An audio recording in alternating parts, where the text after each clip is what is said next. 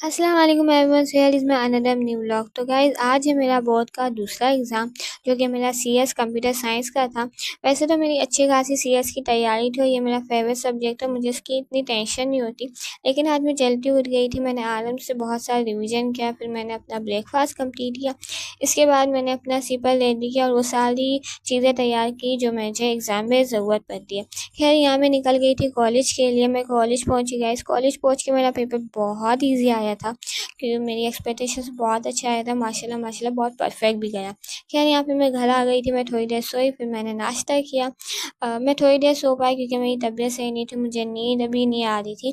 खैर फिर मैंने कहा मुझे मुझे एक जगह इवेंट में जाना था, तो मैंने कहा मैं एक जगह इवेंट में जाती थी, मेरी तबीयत सही नहीं तो हो सकता था मूड बेहतर हो जाए। गाइस मैंने यहाँ पे ज़्यादा क्लिप्स नहीं ली क्योंकि मेरी तबीयत ठीक नहीं थी, as I told you before. और फिर मैंने यहाँ पे डिनर किया जो कि बिरयानी थी और चिकन थी, जो कि बहुत मज़े की थी। मिलते हैं नेक्स्ट व्लॉग में, तब तक के लिए बाय बाय।